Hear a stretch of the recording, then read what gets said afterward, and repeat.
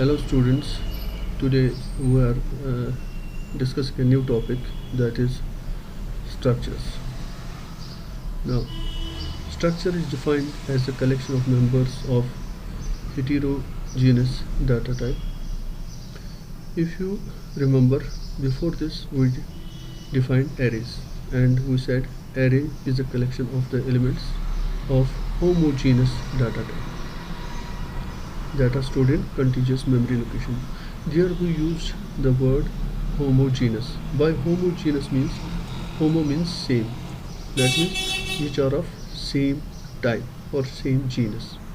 Now, structure is defined as collection of members of heterogeneous. Hetero means different data types. That is, it is a collection of members which have got different data type.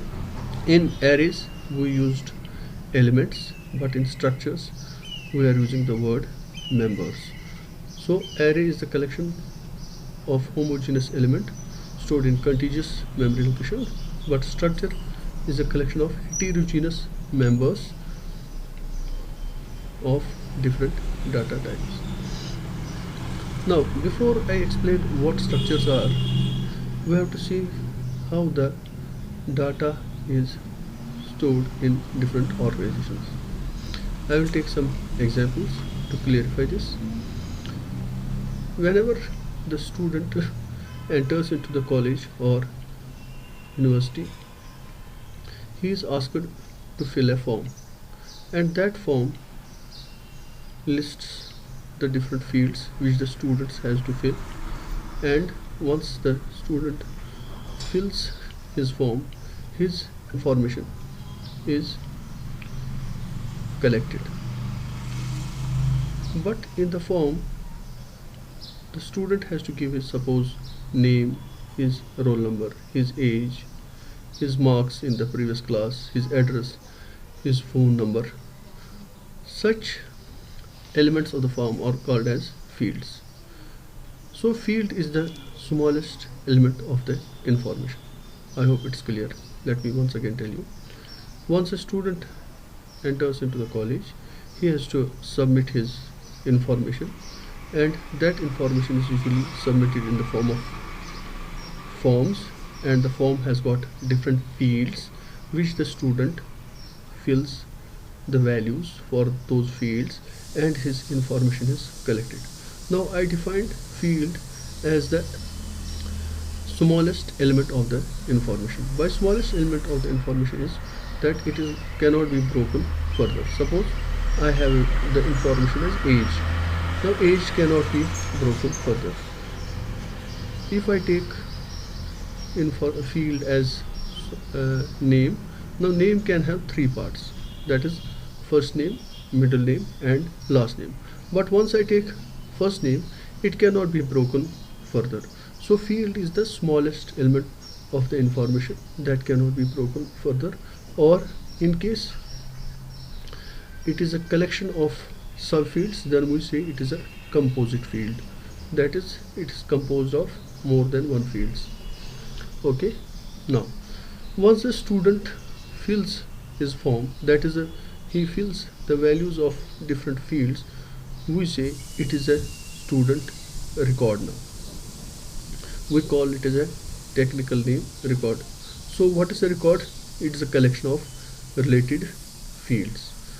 Now if the second student comes, he will also enter the values of these fields, but his field values, they will be dissimilar, but one field should be such that you can identify each student uniquely. For example, in the college we give the field roll number, that is unique for every student, and no two students have same value for that field. Okay. Now if I collect the records of different students, now different students can belong to different departments, so we will form separate files for each department. File can be defined as collection of related records. Suppose I have the students who belong to art stream, their file will be different, and the students who belong to science stream, their file will be different. Okay, so I hope you have understood now what is a field, what is a record, and what is a file. Field is the smallest element of the information. Record is a collection of related fields, and file is a collection of related records. I have given the example of student. Now we can have this record structure different for different organizations. For example, if we take the bank customer, once the bank customer comes to the bank and he wants to open his account, he has to also give some information which he submits through the form that the bank employees give to him, and he fills that form. Now that form has also got different fields, and those fields are filled by the account holder, and the collection of related fields is called a record. So account holder fills the values of his fields, and the values of those fields forms what we call his record. Then we can have records that are related to each other. Suppose all the customers who have the account of type current account, then their records can be separately placed in a file called as current account holders. Okay, so we have to organize the information that is submitted in the organization. If we don't organize the information, then it will lead to chaos, and we won't be able to retrieve the information when needed. That is why we have this structure, and once we have this structure is used to collect the information, that is give the form to a student or to an employee or to a customer of particular what you call or to a customer of a particular service who wants a particular service like Airtel customer or some other customer. Then the customer fills his information, and that information can be used for future reference. Okay, and that is why we collect the information. That information can be also used for decision making by the organization. Suppose in the college, principal wants to know how many students are there with the district, suppose Baramulla. Once the information is already recorded, that information can be retrieved and given to the principal.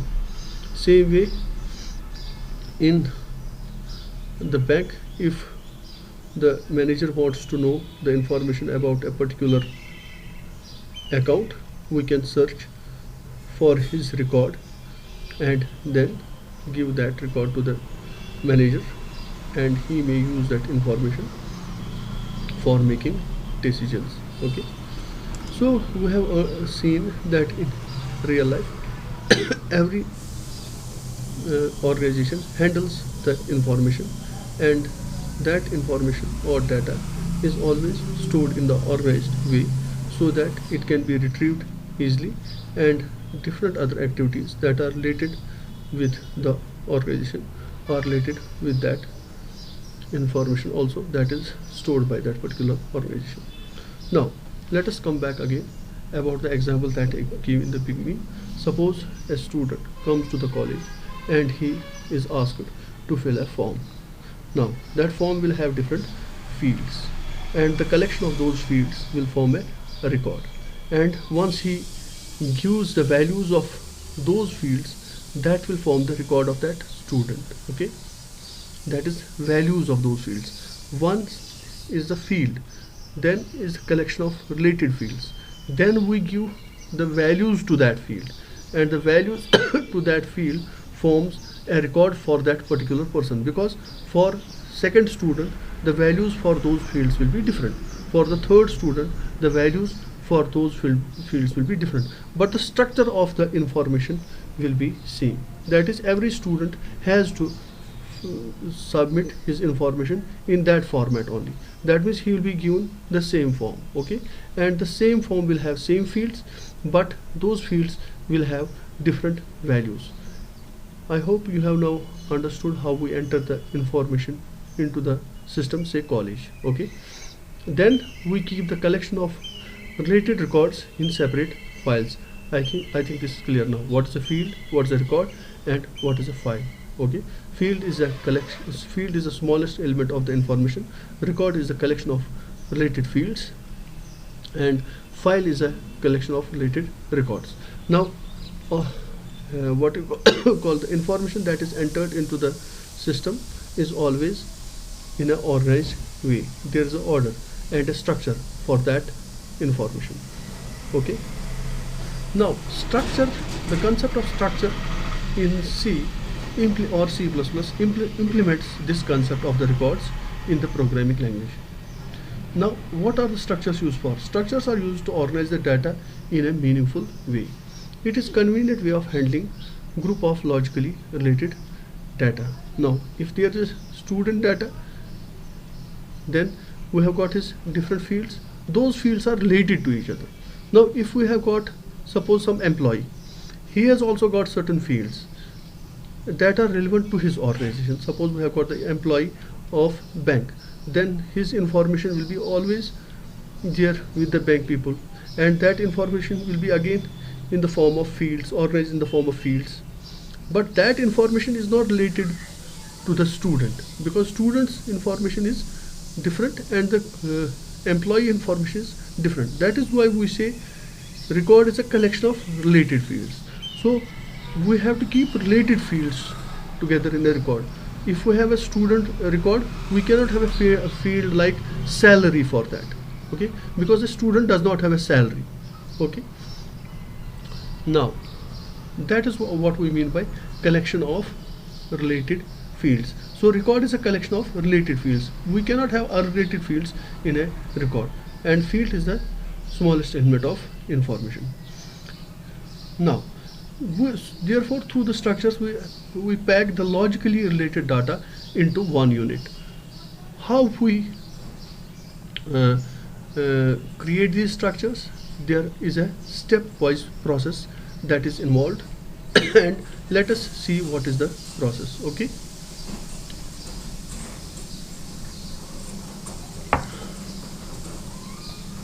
Next, suppose I have a student record.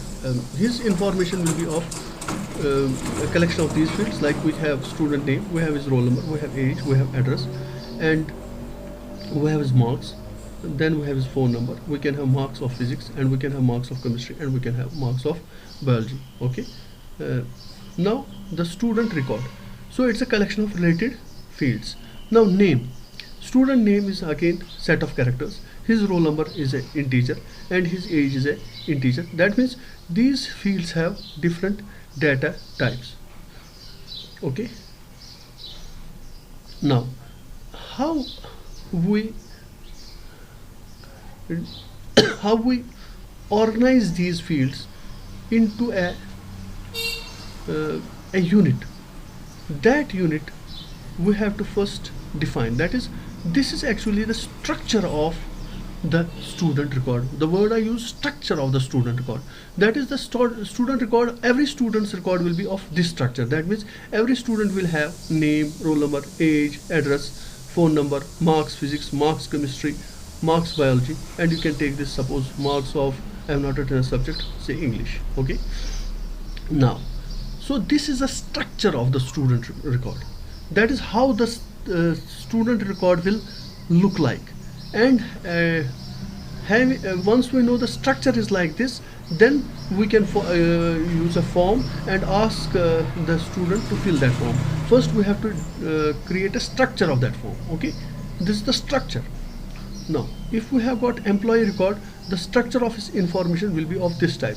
That means every employee will have his ID, his name, his address, his phone number, his basic salary, his allowance, his deductions, and number of dependents. This is the employee record, and this record has got this structure, okay.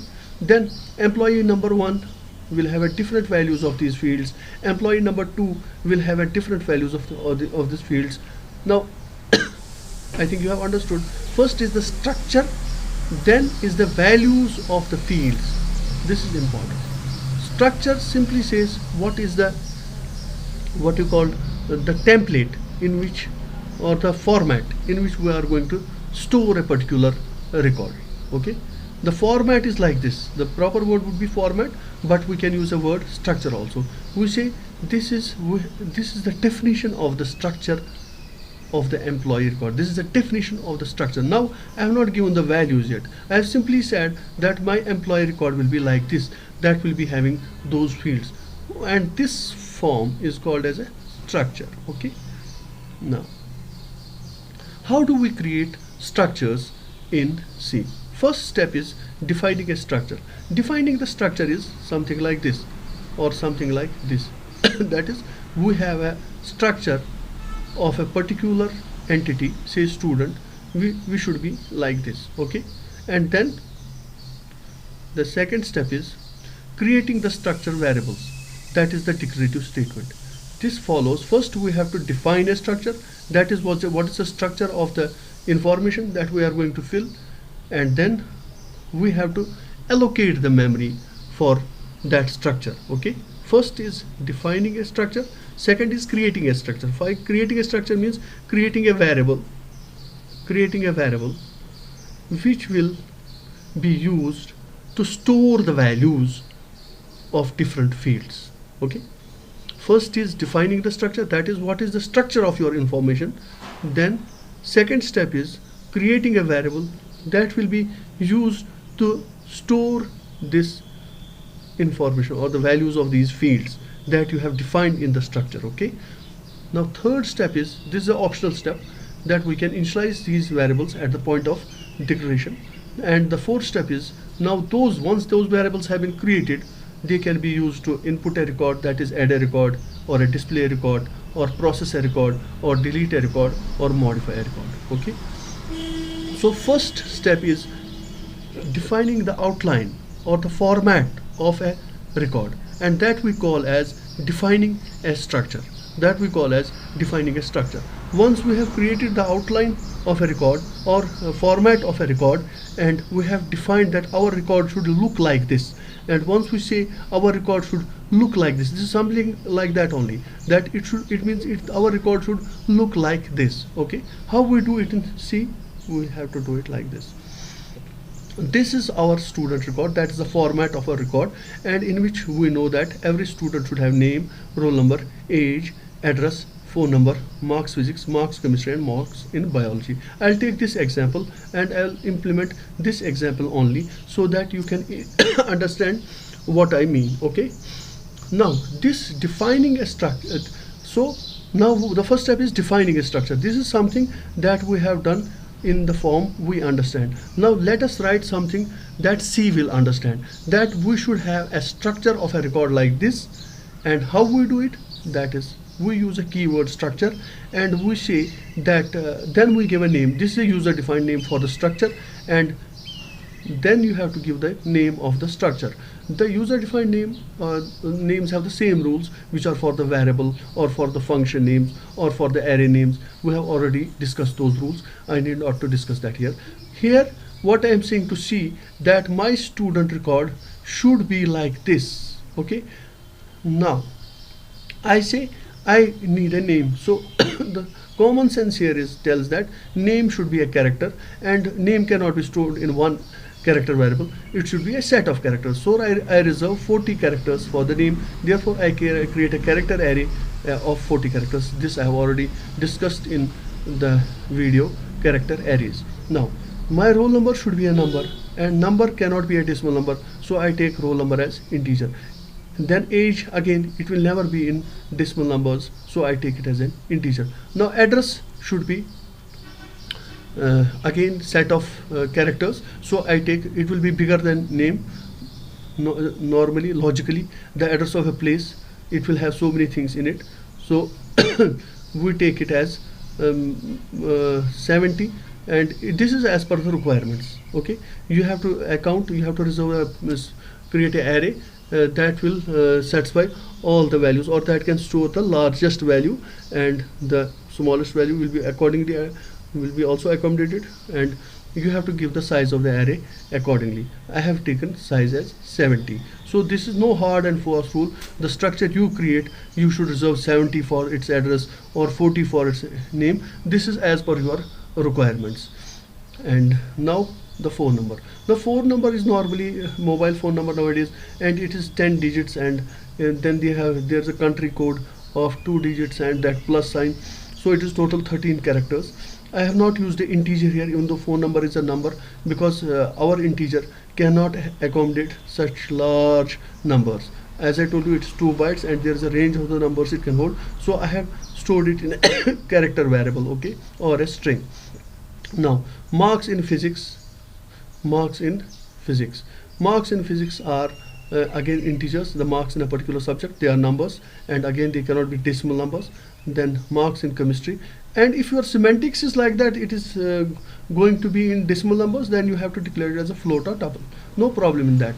The only thing is that we have to decide two things in our structure. Once we translate the real life structure into the C structure, first, what are the fields, and second, what are the data type of the fields. So accordingly we create our fields. Now first field that we created is a name. Since name is a set of characters, so we use the character array. So roll number is a integer, so we use the integer data type. Age is again an integer, so we use the integer data type. That is why we have got different data types here. Now the structure has got different members. What are the members of this structure? Name, roll number, age, address, phone number, marks in physics, and marks in chemistry, and marks in biology. These are called members. In real life we call them fields, but here we call them as members. Okay, so these are my fields or members of a structure. So student record has got how many members? 1 2 3 4 5 6 7 8 members. Okay, this is how I convey to see that I need a structure. Now normally if you do it, you write a statement like this, that is char name of 40 in the C. It means a declarative statement. Okay, and declarative statement will create a variable, but here no variable is created. You should remember it.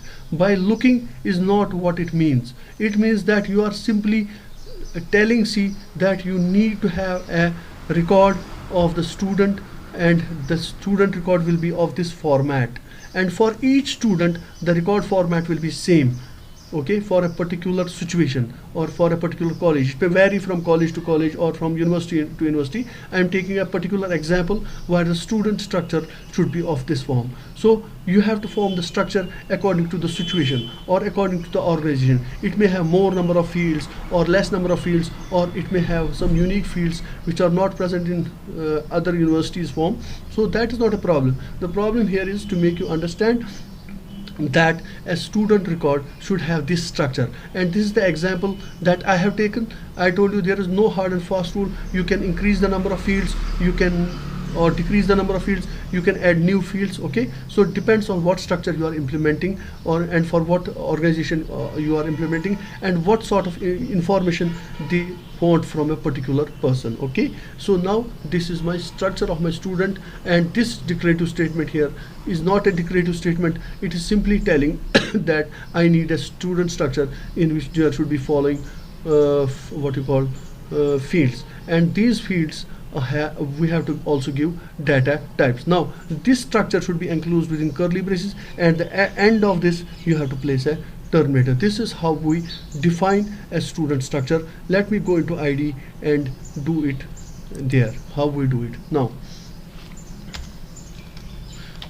I have got a student structure.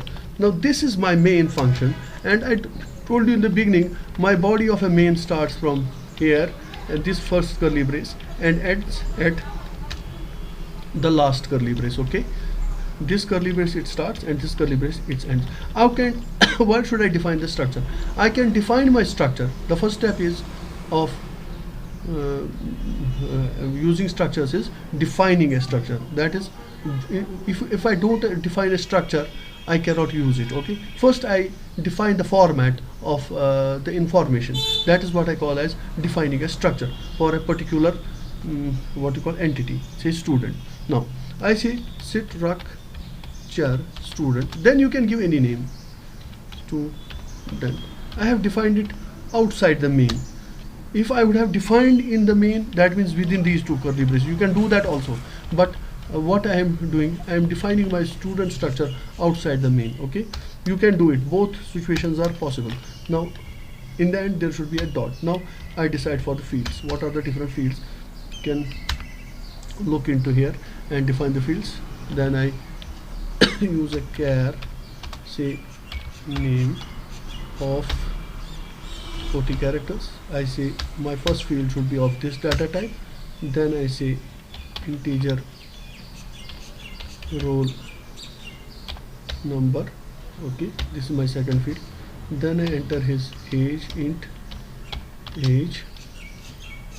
Okay, then I say char address of 70 characters. Then I say char roll number of, I will say 15 characters, no problem. Then I say int marks of physics for a particular student. Then int marks for chemistry.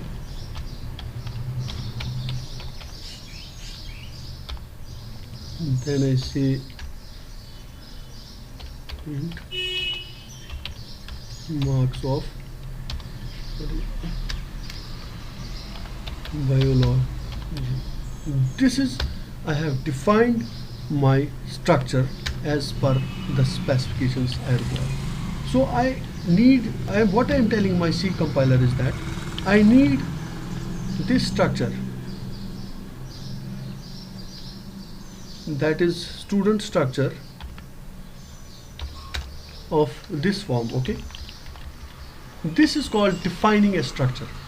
You can define employee structure, you can define student structure, you can define the customer of a particular bank, that is customer of JK Bank suppose, or customer of say it's State Bank of India, so on and so forth. It will be having its own field, and those fields will be related with each other. As I told you, in the structure, it is a collection of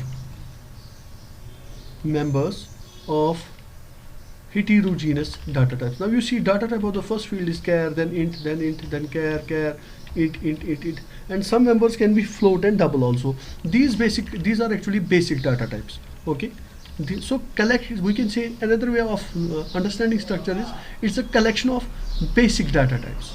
Okay, and those basic data types are of 4 types: character, int, float, and double. So structure is a collection of basic data types or primitive data types. Okay, now we have defined our structure. This is called defining a structure. This was the first step.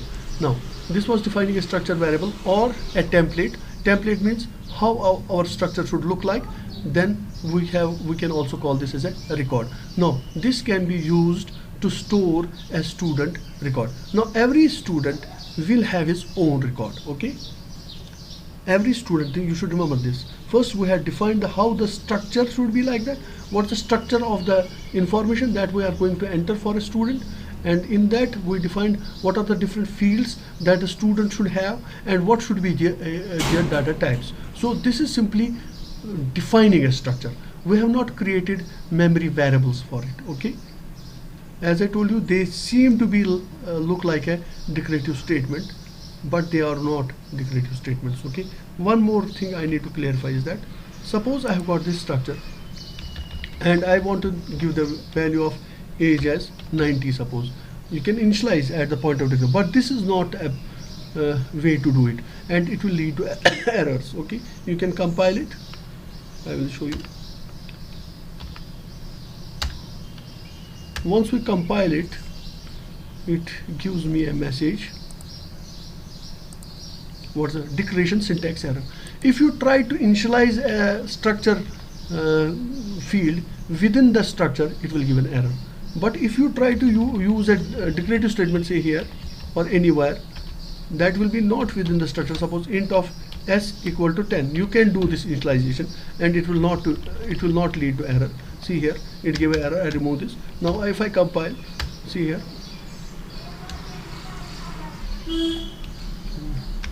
struct only. Okay, don't use a full word structure, use a struct keyword. Okay, you can use struct, struct, struct. Okay, don't use structure here, use a struct. So here you should correct, you write a struct. Okay, now once we have defined the structure, next step is, this is our structure definition. I know I told you have to make a correction here. You don't have to use struct, but struct is a short form of structure itself. Okay, this was for understanding. I wrote here, you can write struct student, not structure student. Write struct student. In some compilers it won't work structure, so you use keyword struct. Now again here, now we have to create variables. How we create a variables? As I told you, the first step is defining the structure. Once we have defined the structure, we can now create variables. Okay, how we create variables is, we simply write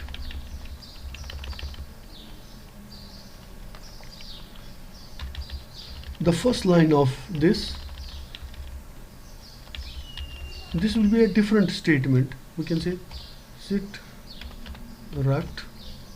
This also I am doing outside the main. You can do this within the main. Struct student. Okay, then you give s1. Now what does this mean? This I will explain. First was defining a structure. So we defined a structure with a keyword struct, and then we give the structure name as student. If you create an employee structure, you have to give a different name here, followed by first curly brace to the next curly brace. In this we listed all the field values, and then those field values will vary from one student to another.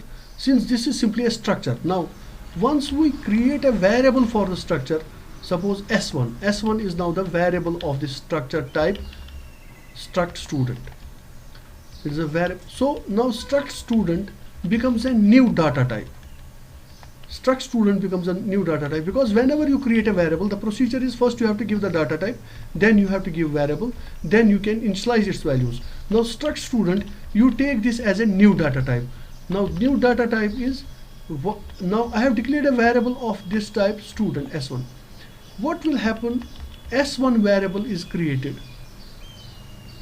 but this variable is not an ordinary variable. It has got members like name, roll number, age, address, phone number, marks in physics, marks in chemistry, and marks in biology. As I told you, I am creating a structure variable, and my data type here is struct student. This data type is now called as a user defined data type, and it is a collection of what you call as basic or primitive data types. Once you create a user defined data type, then you create, next step is creating the variables of that data type. Once you create a variable, the procedure, if you want to create another variable, you can create s2. So you have created now two variables. How do we create the variables? You will write down the first line of the structure declaration followed by the variable name. The first line here is struct student, and then followed by the variable name, then followed by the another variable name. Now s1 is a variable which has got properties of struct student. That means s1 has got following fields: s1 name, s1 roll number, s1 age, s1 address, s1 phone number, s1 marks, s1 marks of chemistry, and marks of physics, and marks of biology. Similarly, s2 has got these what you call members. So s1 has got following members. And what is the data type of each member? That is same what you have written in the what you call definition of the structure. So data type of s1 dot name is a character, and it is a character array, and s1 dot roll number is a roll number, and it's an integer array. we will be now storing the record of each student in one variable. So this was the structure of our what, or the definition. This was the format or definition of our information. This is not the creation of the variables. The variables will be created by this statement. The second step is what we call as defining the structure variable. Sorry, declaring the structure variables. This step is what we call declaring a structure variable, and creating the first thing, that is the format of the structure, is defining the structure. The second step is declaring a structure variables. For declaring, you first give the new data type, that is struct student, and then the variable name, and then the second variable name. That is why structures are called as user defined data types. Now S1 has a property of structure student, but structure student is a collection of the following members, and S1 will be having all those members. I will now go back to the slide and it will be clear further.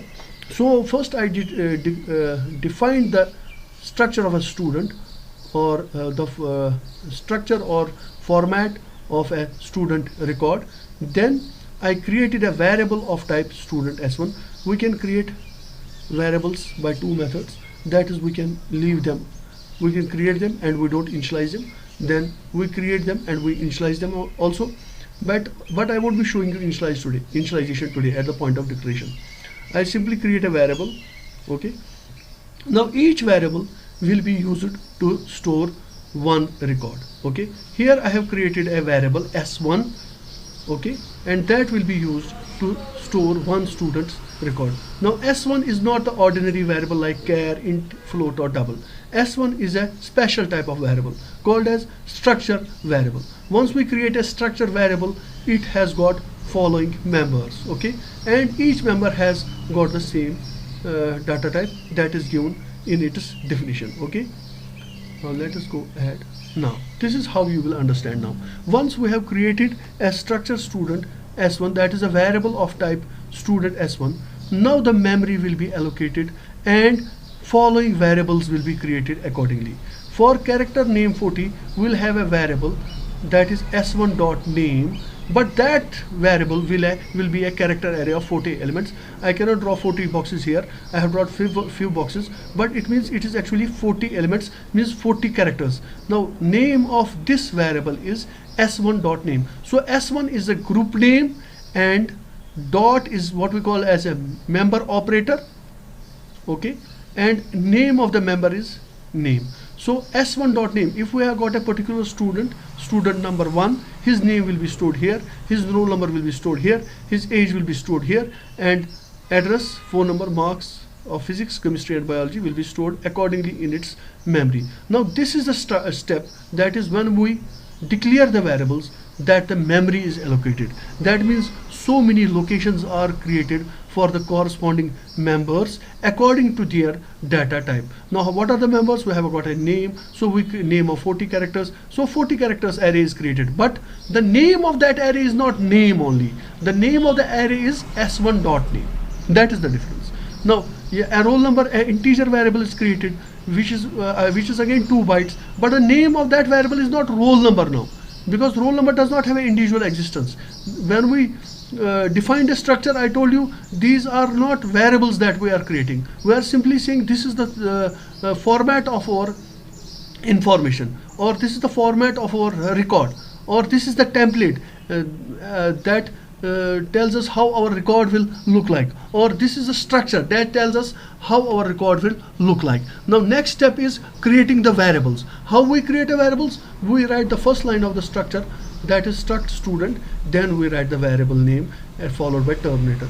As many variables you want to create, you can create, then you can separate those variables with commas. So I have created one structure variable. Once I create one structure variable, all the members that have been defined in the structure, that many variables will be created with the corresponding data types that have been mentioned there, and that much memory will be allocated. And now you can handle the individual members same way you handle variables of that particular data type. Now suppose s1 dot name is a character array. How do we input a character array? I have shown it in a video. Gets, and how you display, use puts. Now there's an integer roll number, but the name of this variable is now s1 dot roll number. How you input it? You can use scanf and printf. Again int age, then you can use again scanf and input to input the age and to display the age. Now then we have a character address. This is again an array. We can use gets and puts. Again phone number is an array. We can use gets and puts for.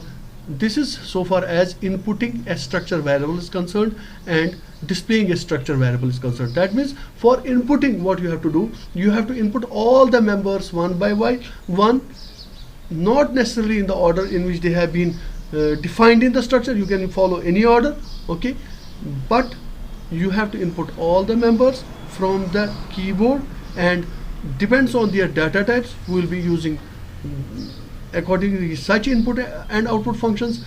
As I told you, for character arrays, I told you it will be convenient to use gets and puts. For integers, we can use scanf and printf. If it would have been individual characters, we could have used getchar, getch, or getche, okay, or even scanf or printf. We have already discussed those possibilities that are possible, but here I want to emphasize on one thing, that once you create a structure student and you create a variable, at that point only the memory is allocated and a variable is created. But this is not an ordinary variable, this is a structure variable, and structure variable is a combination of many variables, and you should create that many variables will be created by the compiler. The only difference is that each variable will have a prefix name of the variable, sorry, each member will have a prefix name of a variable. Now if you create a second variable, it's like s2.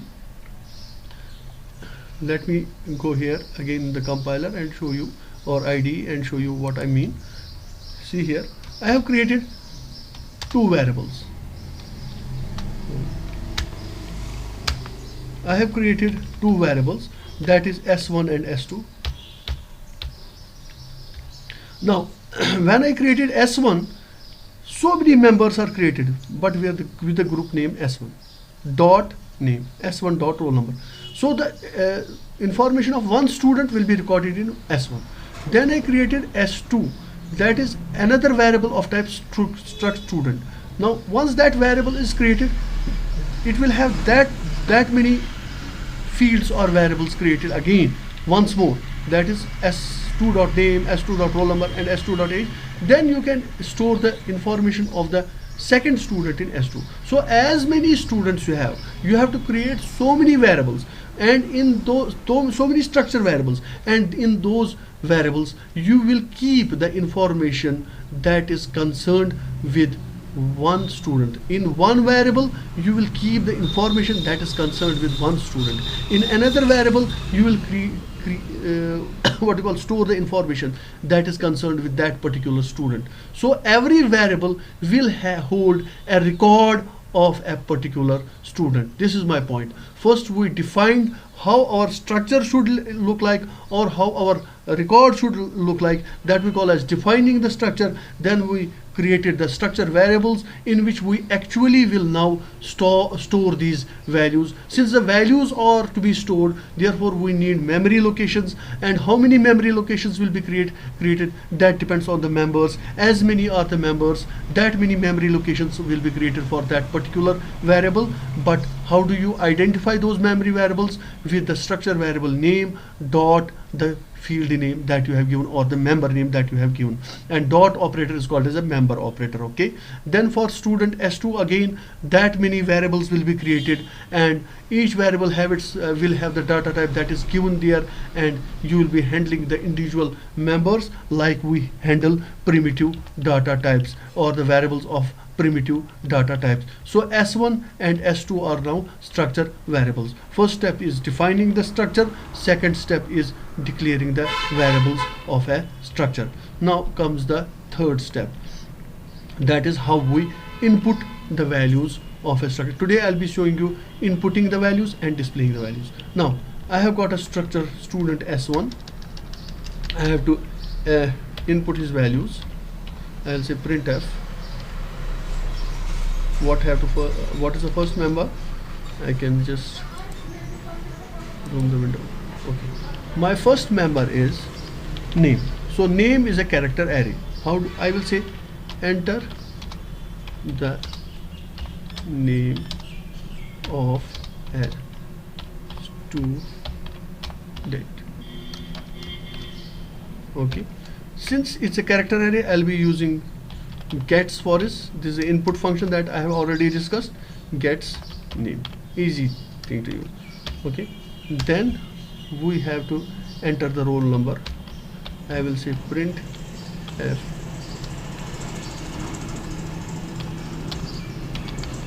enter the roll number.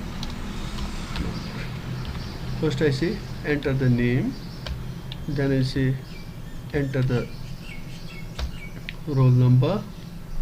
Okay, then I can say what roll number again. Here it is a integer, so I can say scanf for integers. Scanf, we don't use gets for integers, for character arrays only. Percentage d comma ampersand roll number, same field name that you have given in the definition. But again I made a mistake here.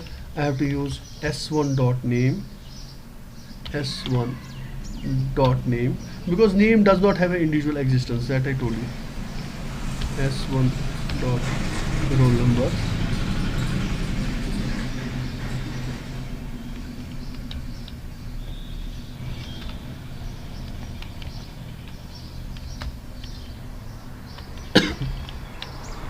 s1 dot roll number. Next one was age. Enter the age of a student. Now after this we enter the age of the student, s1 dot age. We have to enter his marks in physics, chemistry and biology also. They are also integers, so we have to enter phone number and address also. You can say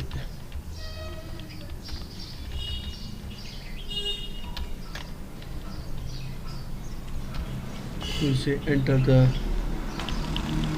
address and phone number.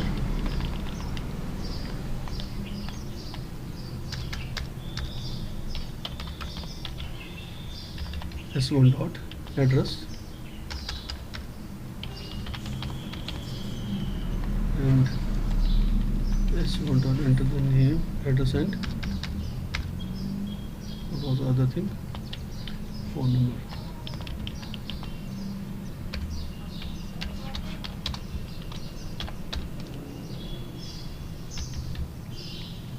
And we can enter s1 dot phone number,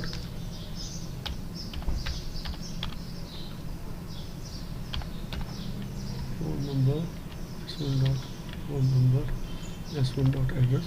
Then we have to enter the marks for the three subjects. First we entered name, then we entered roll number, then we entered age and address and phone number. What is the other information that is left now? Marks physics, marks chemistry and marks biology. Printf.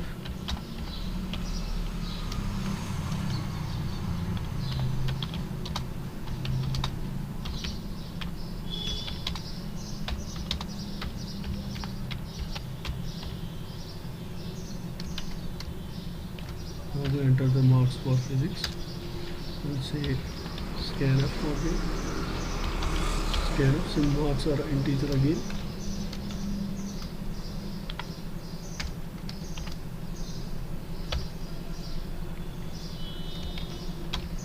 Ampersand.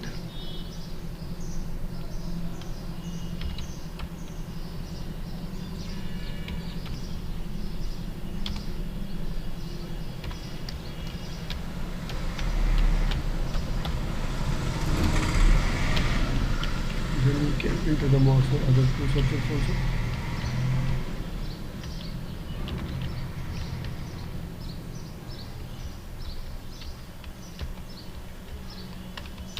copy it. We'll modify this marks of physics, no marks of chemistry.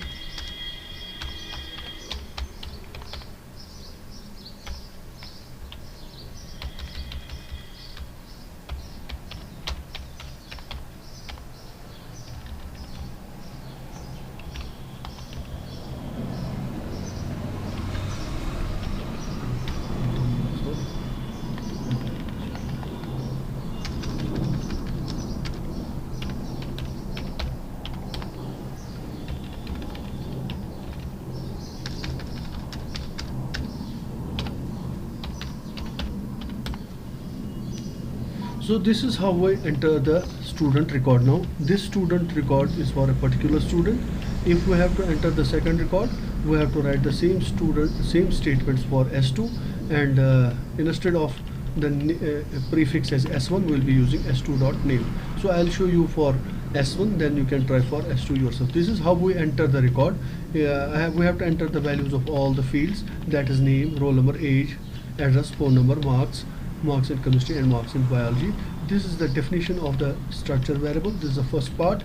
Then we have to declare the variables. This is the second part.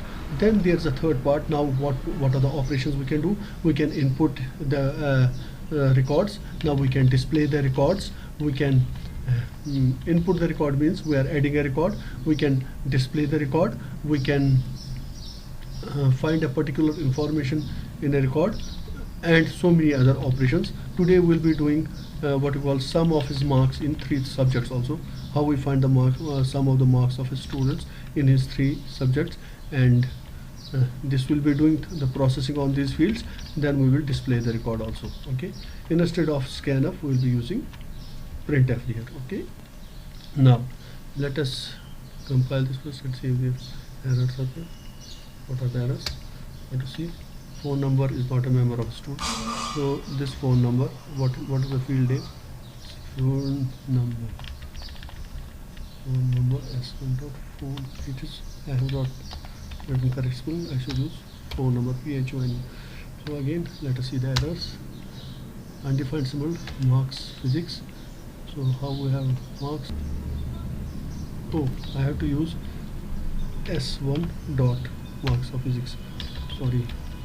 This is the indication that these members don't have the individual existence. They are already related to the, you may also get such errors, they are related to the structure variables. Now you cannot input these members individually. That means you cannot say scan a percentage D roll number.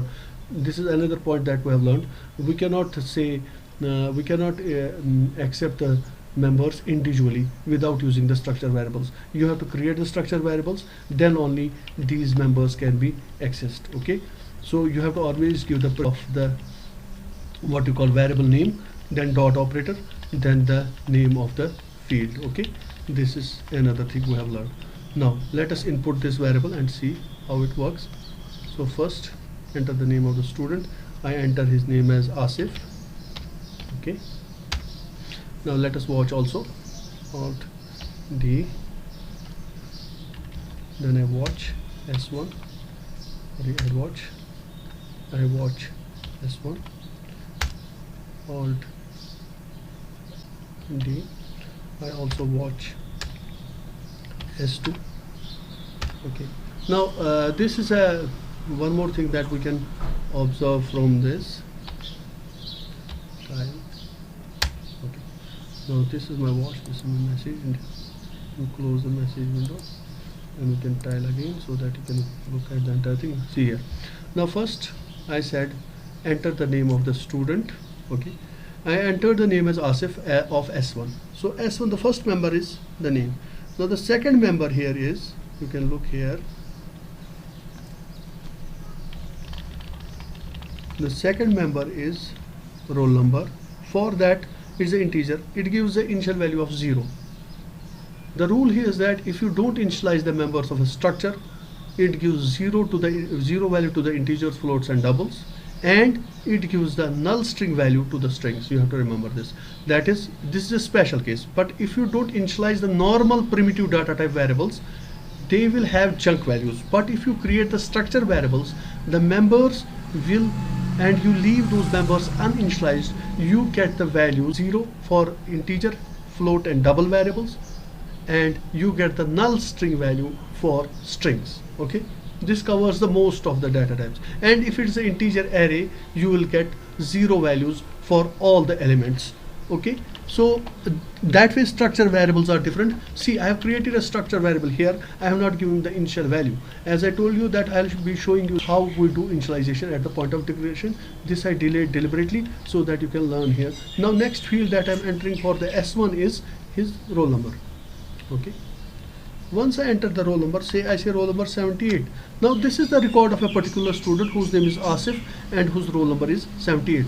You can also understand the concept of records now here. For one variable, that is S1, it will be storing one record. Okay, then I enter the age. Now suppose age is 14 years, or okay, now age has been recorded here as 14. Then I get the address. Now again it skipped the address. I know the reason for that. You have to use fflush here. I told you in the previous class, whenever you will be using gets and puts, you have to use fflush. So we will do it from beginning, and we will use fflush. Otherwise, I told you there will be input errors. This has been already conveyed to you. You say f h stdin, and this function you use before all the string handling functions, whether they are input output functions related to the strings. So this was my string handling function, was this gets, and then I'm using gets here. If you don't use it, it will lead to errors.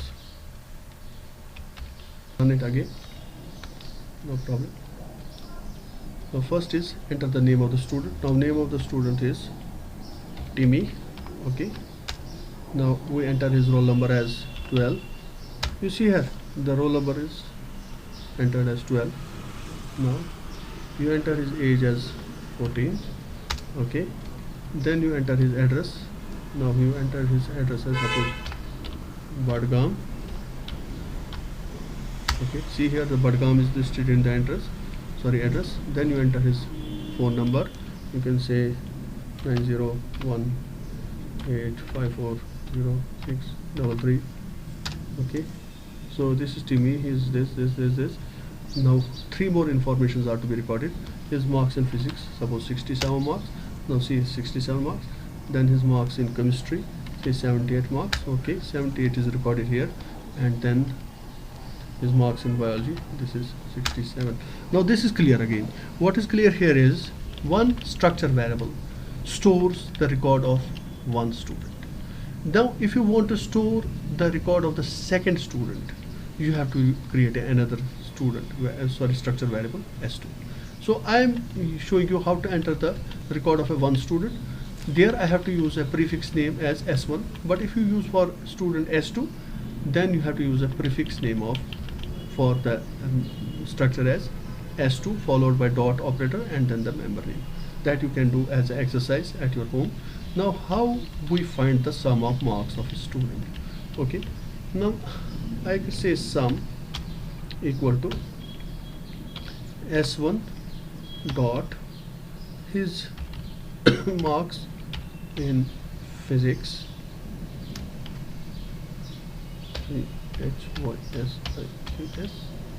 plus S1 dot his marks in chemistry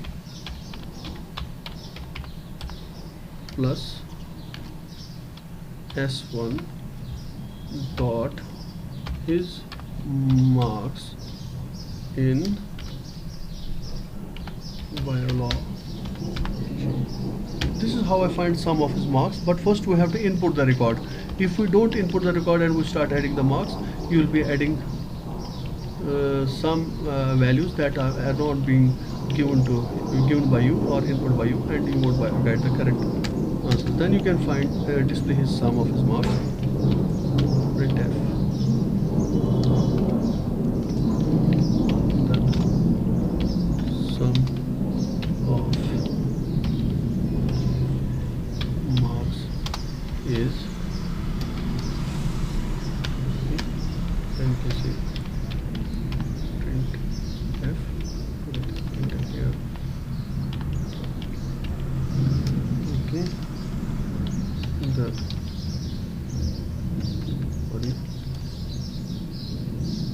percentage d comma sum. Okay. This is how we find the sum of the marks and then display for a particular student. Okay. Now let us again run this program so that we again learn how, what is the error here now, undefined symbol sum. Yes, because I am using sum, I have not declared it, I need to declare it, and this sum is not the part of the structure definition, so I can declare it in the main. So in this variable I am storing the sum of the marks of a student. Watch it. Now enter the name of the student. I enter the student name as Asif. Now I enter his roll number.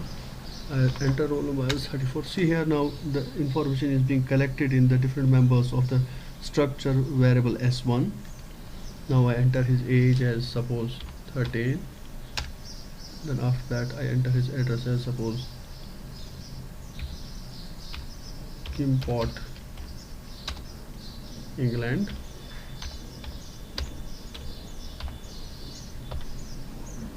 Then I enter his phone number as 901854063.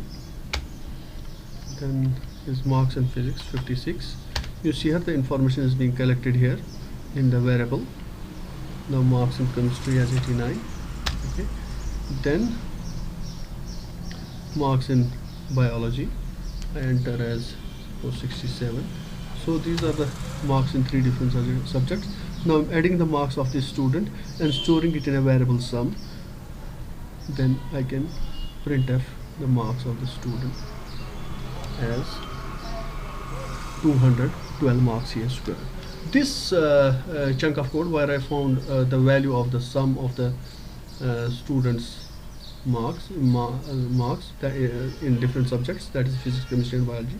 This indicates that we can use these field values that are stored in these variables, and we can process them. That means these values can be input, as well as these values or these members can be used in arithmetic expressions. Now let us go to the last exercise, that is how do we display a student record once we have input it.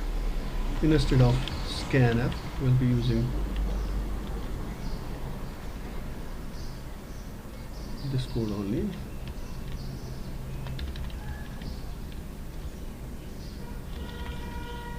Modifying this code, it will be easier for me. So instead of scanf, I'll be printing it. Okay.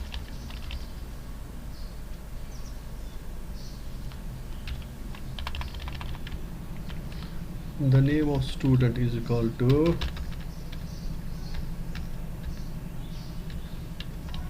instead of gets I say puts. The roll number is equal to instead of scanf I say printf. This is how we display. I have shown for the arrays also, but here we have members. They are not elements, they are members itself. We don't use an ampersand in printf.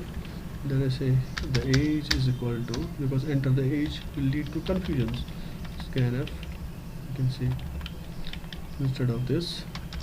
This is how we display the record on the user screen.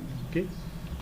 Instead of ampersand again s1.age, then say the address of student is equal to, you can say here puts again instead of gets,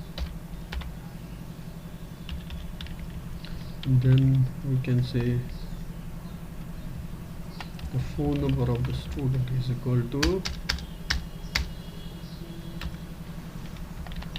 and we say instead of gets again we say puts, and then we say enter the marks of the student. I say the marks of physics is equal to. This is how we display the record on the user screen. First one was how we input a student variable from the user screen, that is individual members. Then we say how we display those contents of those variables on the screen, user screen. Scanf again, print f, can use here also. Instead of ampersand, we don't use ampersand sign in scanfs.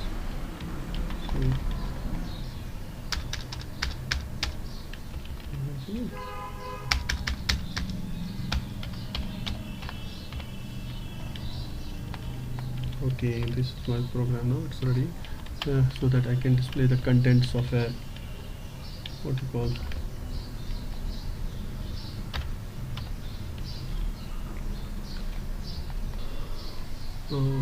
let us run this program and see if errors are here.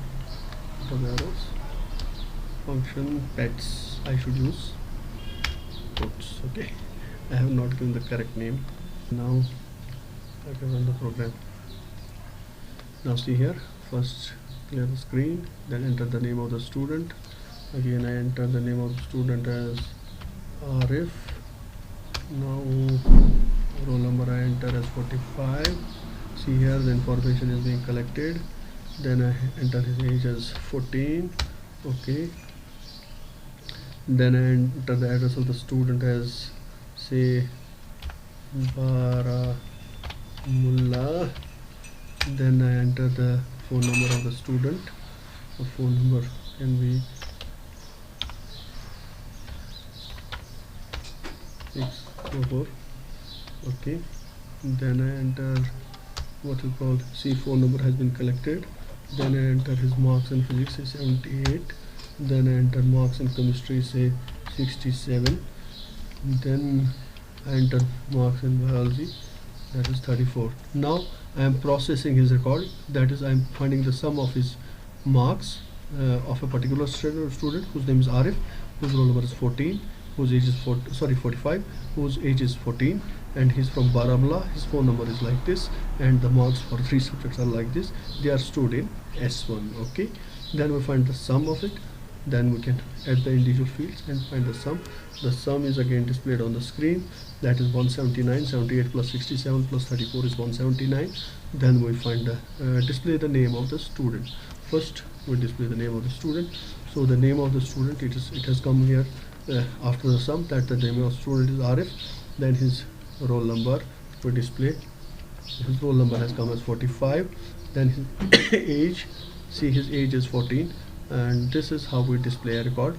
Then we display his address. His address has come as Baramulla. Then we display his phone number also. Okay, his phone number is also displayed. Then we display his marks in physics. So you can marks of chemistry will be displayed after this, because okay, so marks of chemistry are 67, and marks of biology also you can see here. Okay,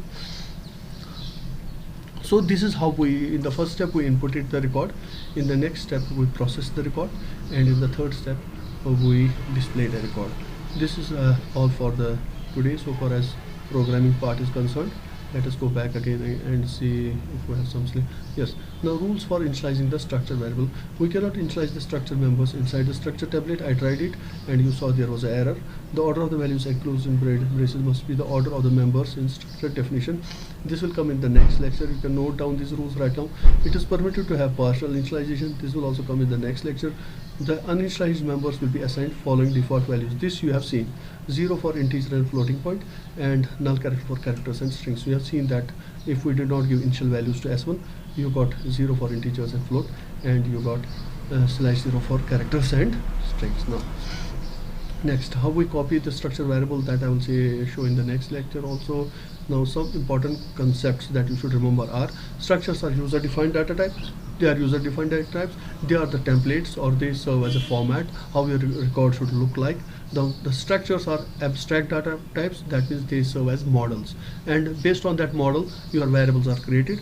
And once you define the structure, then that structure can be used to declare the variables, and once you have declared the variables, then you can use those variables for storing the what you call values of different members that is inputting the members of that particular variable, and then you can process the members of that variable, and equally you can display the members of that variable. As we have done, we have displayed s1, and then we have also processed its marks, that is we have found the sum of the marks. Then we have also displayed the contents of that particular student, or his values of the different fields on the monitor. Okay, then future topics will be operations on individual members, further elaboration, then how do we define structure within the structure, what are unions, what are classes, and then object oriented concepts. Okay, I hope you have enjoyed today's lecture. Thank you.